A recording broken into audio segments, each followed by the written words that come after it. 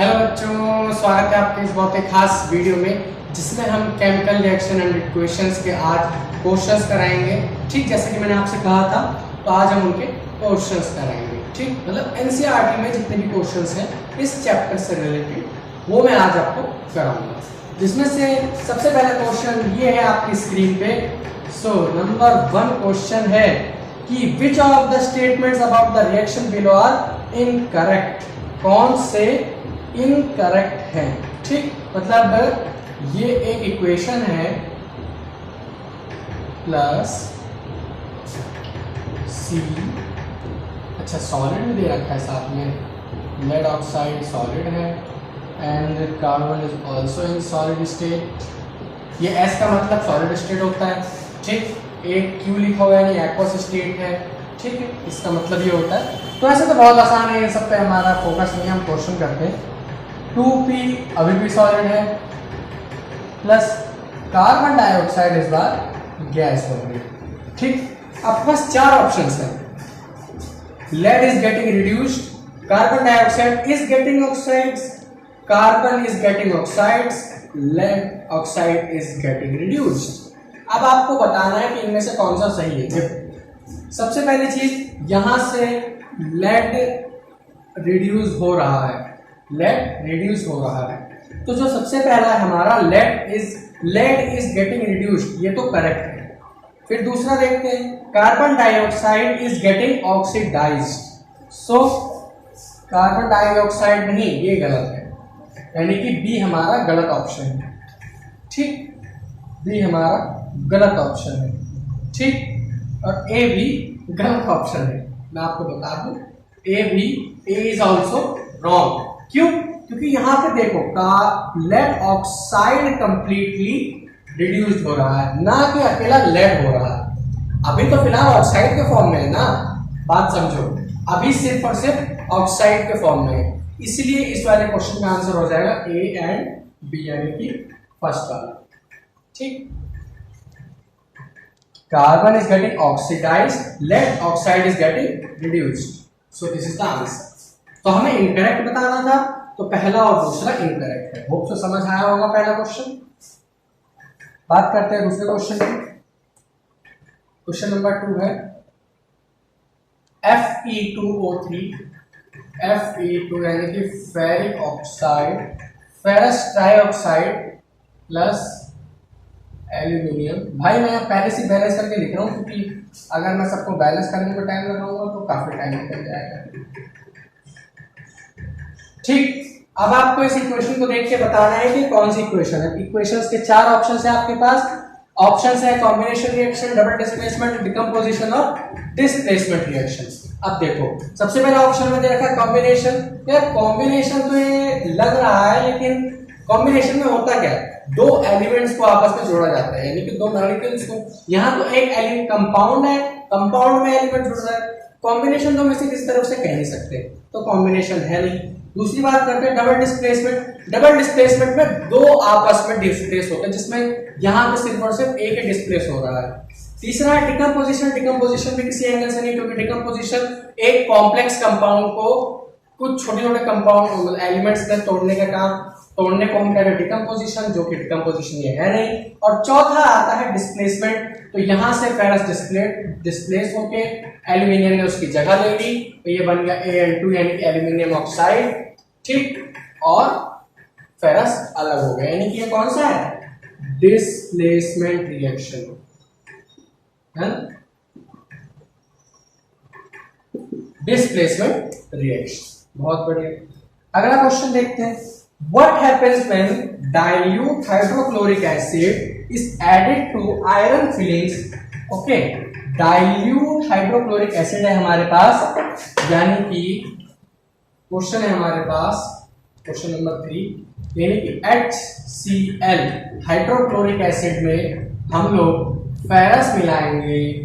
ठीक, तो हमारा क्या आंसर होगा, hydrogen gas and iron chloride are produced, chlorine gas and iron hydroxide are produced, no reaction takes place and iron salt and water are produced। चलो बहुत बढ़िया। अब देखें Fe2 होता है, चलो बहुत बढ़िया। तो जैसा कि आप देख सकते हो फेरस हाइड्रोजन से ज्यादा मतलब रिएक्टिविटी सीरीज में ऊपर आता है, हाइड्रोजन से पहले आता है, तो फेरस ज्यादा मोर रिएक्टिव है, तो यह हो जाएगा Fe2Cl, ठीक, Fe2Cl, sorry FeCl2, I am sorry, I am very very sorry, FeCl2 plus hydrogen gas, ठीक। तो यहाँ लगा दिया हमने, यहाँ लगा दिया, पहले बैलेंस हो गया, ठीक है। देखो मैं आपको बता दूं कि अगर आप लोग इक्वेशन कर रहे हो और आपने इक्वेशन सही नहीं की है तो उसकी एक पहचान है, वो कभी बैलेंस नहीं हो सकती, ठीक। अगर इक्वेशन आपकी करेक्ट नहीं है तो इम्पॉसिबल है उसको बैलेंस करना, ओके ओके, चलो ठीक है, हो गया काम। अब देखें आगे बढ़ते हैं, फिर हाइड्रोजन क्लोराइड, और हमें अब इसमें ऑप्शन ढूंढना है कि क्या क्या बनेगा हाइड्रोजन गैस। ये सबसे पहला ऑप्शन है, देखो हाइड्रोजन गैस रिलीज हो गई और मेटेलिक मेटेलिक सॉल्ट बन गया, चलो बहुत बढ़िया। आयरन सॉल्ट नहीं होता भाई, मेटेलिक सॉल्ट होता, तो हमारा पहला आंसर हो जाएगा यानी आयरन क्लोराइड बन जाएगा और हाइड्रोजन गैस रिलीज हो जाएगी, ठीक है। चौथा क्वेश्चन है what is a balanced chemical equation, why should chemical equation be balanced. तो देखो यार मैं इसको लिख के नहीं बताने वाला, ऐसे ही वर्बली बताऊंगा। तो पहला क्वेश्चन है what is balanced chemical equation. जैसा कि आप लोगों ने law of conservation of energy को पढ़ा है, law of conservation of energy कहती है कि mass neither be created nor be destroyed, ठीक है। तो उसी सिद्धांत को यानी कि उसी लॉ को फॉलो करते हुए हम हर एक इक्वेशन को बैलेंस करते हैं।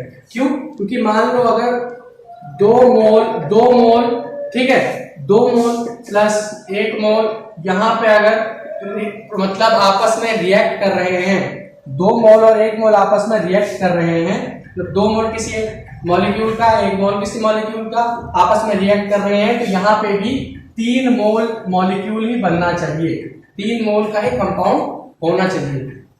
वैसे मोल में ये बात साबित नहीं होती, बात साबित होती है कि मान लीजिए 10 ग्राम या 4 से क्या होती है चाहिए कूलाम, जैसे 10 कूलाम प्लस 20 कूलाम के 2 आपस में रिएक्शन हो रहे हैं, तो यहाँ पे भी 4 जो है 30 कूलाम का ही रहना चाहिए, ठीक।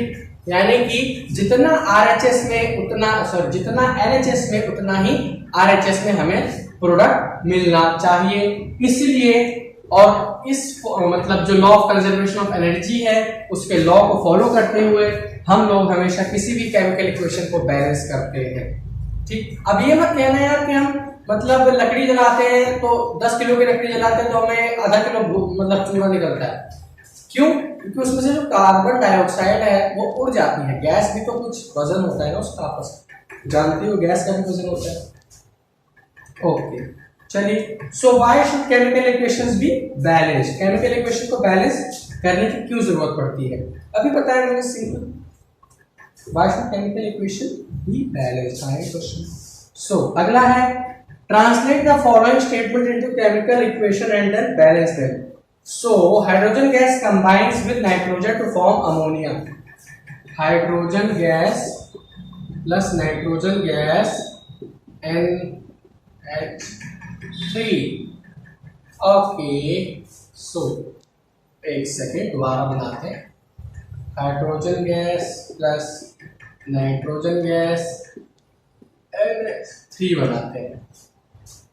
अब ये तो एक्स्ट्रा हो गया, तो यहाँ 3 लगाएंगे तो 3 2 6 हो जाएगा, और यहाँ 2 लगा देंगे तो 2 नाइट्रोजन 6 हाइड्रोजन 6 हाइड्रोजन, ठीक हो गई बात। अच्छा चलो इसका एक बहुत अच्छा एग्जांपल है कि हम इसको बैलेंस क्यों करते हैं। आप कभी चक्की पे गए हो, मतलब गेहूं पिसवाने चक्की पे कभी गए होंगे आप लोग। मान लो आपका जो मतलब जो आपके पास जो बोरी है उसके अंदर 16 किलो 800 ग्राम गेहूं है, 16 किलो 800 ग्राम, ठीक। गेहूं पीसने के बाद जो चक्की आपने देखी होगी उसमें सारे गेहूं एक के बाद एक डालता रहता है। गेहूं सारे एक कलर के होते हैं, ज्यादा उनमें मतलब 99% तो सेम ही होते हैं, 1% में थोड़ा बहुत डिफरेंस होता है, वो हम जैसे बंदों की आंखों से दिखता भी नहीं है, जो थोड़े अनुभवी उनका आंखों से दिखता है, ठीक। तो 16 किलो 800 ग्राम डाला, ठीक। तौलने के बाद 16 किलो मान लो 16 किलो निकला आपका जो आटे का वजन था, तो चक्की वाला क्या करता है कि जो 800 ग्राम आटा कम निकला है वो 800 ग्राम आटा इसमें और जोड़ देता है, 800 ग्राम आटा और जोड़ देता है। क्यों? क्योंकि हमने उसको जब 16 किलो 800 ग्राम दिया तो वापसी भी तो उसको 16 किलो 800 ग्राम ही देना पड़ेगा। बात समझ रहे हो आप? ठीक है, तो यही एक अच्छा तरीका था समझाने का कि केमिकल इक्वेशन बैलेंस क्यों की जाती है। ठीक, चलिए पहला हो गया आपके पास हाइड्रोजन और नाइट्रोजन मिला के हमने अमोनिया बना दिया। NH3 होता है अमोनिया का फॉर्मूला। ठीक, 2NH3 कभी नहीं होता, ध्यान रखना, सिर्फ NH3 होता है। 2NH3 तो हमने उसको बैलेंस करने के लिए लगा रखा है। फिर हाइड्रोजन सल्फाइड है, जैसे तो कर लोगे आसान आसान से। केमिकल इक्वेशन मैंने भी बैलेंस करके दिखाई दिया था आप लोगों को फर्स्ट पार्ट में ही, बैलेंसिंग के उसमें। फिर right the balance chemical equation, ये भी सेम है, कुछ भी नहीं है इसमें। Right the balance chemical equation for the following identity. अरे यार सब कुछ ऐसा ही है क्या? चलो ये क्वेश्चन थोड़ा अच्छा है। What does one mean by exothermic and endothermic reactions? ठीक, एक्सोथर्मिक और एंडोथर्मिक रिएक्शन क्या होती है? सेम, एक्सोथर्मिक मतलब जैसा कि आप लोग पता है, as the name suggest, exo exit से उसको रिलेट करो, यानी कि जिस किसी भी रिएक्शन में हीट रिलीज हो रही है, जिस किसी भी रिएक्शन में हीट रिलीज हो रही है, ठीक, उसको हम क्या कहते हैं? Exothermic reaction. दूसरी चीज, जिस किसी भी रिएक्शन में हीट को हमें देना पड़े, उस रिएक्शन को कंप्लीट करने के लिए या कहें बूस्ट अप करने के लिए हमें अपनी तरफ से उसे एनर्जी या हीट एनर्जी देनी पड़े, उस रिएक्शन को हम कहते हैं एंडोथर्मिक रिएक्शन। आई बात समझ में? एक बार फिर से रिप्ले करके देख लेना, थोड़ा स्लो करके देख लेना। ठीक, एग्जाम्पल, एक्सोथर्मिक एग्जाम्पल, आप लोग चूने को पानी में मिलाओ, जो आपका चूना होता है, ठीक, उसको पानी में मिलाओ, हमेशा गर्म हो जाता है मिलाने के बाद, यानी कि ये इसका सिंबल है, उसमें से हीट निकल रही है। ठीक, या आप सब छोड़ो, कुकिंग करते हो, कुकिंग, भाई कुकिंग भी तो है, केमिकल इक्वेशन है, केमिकल रिएक्शन है कुकिंग करना, क्योंकि आलू जब कच्चे करते हो उसके बाद पक जाते हैं, लेकिन पके होने के बाद दोबारा कच्चे नहीं कर सकते आपसे। ठीक, मतलब जैसा था वैसा नहीं कर सकते। ठीक है, वो भी एक केमिकल रिएक्शन है। तो उसमें भी आप हीट देते हो, बिना गर्मी के तो खाना बन नहीं सकता, यानी बिना हीट के फूड कांट बी प्रिपेयर, खाना बन नहीं सकता बिना गर्मी के। वो आप कैसे भी दो, इंडक्शन से दो या किसी से भी दो, गैस, एलपीजी, लोहा, कोल वगैरह वगैरह कुछ भी दो, ठीक, लेकिन हीट एनर्जी तो चाहिए उसको जलने के लिए, खाना बनने के लिए। और दूसरी चीज, आप हीट एनर्जी रिलीज कहाँ हो रही है? खाना बनने के बाद देखो उसमें से हीट निकलती है, ठीक, रिलीज हो रही है, तो ये एक्सोथर्मिक एग्जांपल है। खाना बन जाने के बाद उसमें से हीट एनर्जी निकलती है, एक्सोथर्मिक। उसको बनाने में जो हम हीट देते हैं वो एंडोथर्मिक। तो दोनों यार एक ही समझ लो, दोनों के अलग अलग क्या एग्जांपल है। ठीक, why is respiration considered an exothermic reaction? देखो, रेस्पिरेशन बेसिकली क्या होता है? अगर मैं आपसे कहूं C6H12, और मैं केमिस्ट्री सॉरी बायोलॉजी में घुसना थोड़ा सा, C6H12O6 इस ग्लूकोज के कॉम्प्लेक्स कंपाउंड को ब्रेक डाउन करने में हम एनर्जी देते हैं। ठीक, इसको ब्रेक डाउन करने में जो एनर्जी रिलीज होती है, हमारा शरीर मतलब जब हम लोग फूड लेते हैं तो उसको ग्लूकोज फॉर्म में लेके उसको फिर ब्रेक डाउन करता है, तो ब्रेक डाउन करने में एनर्जी तो रिलीज होगी ही। ठीक, एनर्जी रिलीज होती है, इसलिए इसको एक्सोथर्मिक कहते हैं, सीधी सी बात। चलो, why are decomposition reaction called the opposite of combination reaction? ठीक, मतलब यार आप देखो, कॉम्बिनेशन सॉरी डिकम्पोजिशन रिएक्शन को कॉम्बिनेशन का उल्टा क्यों कहते हैं? आप ये देखो, CaO plus H2O, अब देखो यहाँ CaOH 2 plus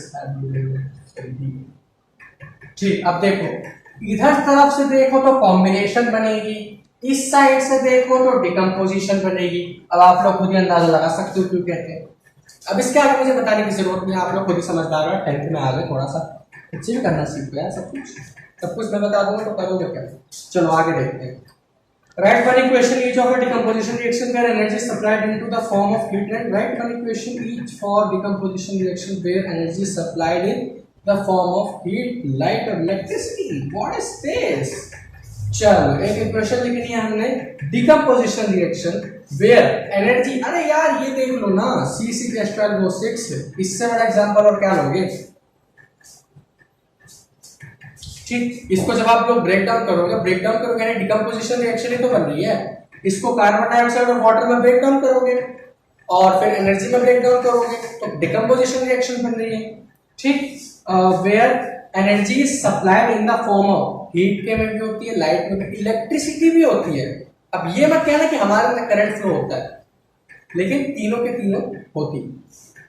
ओके चलिए आगे बढ़ते हैं। What is the difference between displacement and double displacement reaction? अब ये भी बताना पड़ेगा, डिस्प्लेसमेंट और डबल डिस्प्लेसमेंट। अरे यार, डिस्प्लेसमेंट जिसमें सिर्फ एक ही एलिमेंट डिस्प्लेस होता है, डबल डिस्प्लेसमेंट जिसमें जो एलिमेंट डिस्प्लेस हुआ है वो दूसरे वाले एलिमेंट के साथ आपस में मिक्स करके कंपाउंड बनाया, यानी कि जिसमें दो एलिमेंट्स आपस में डिस्प्लेस हो जाते हैं।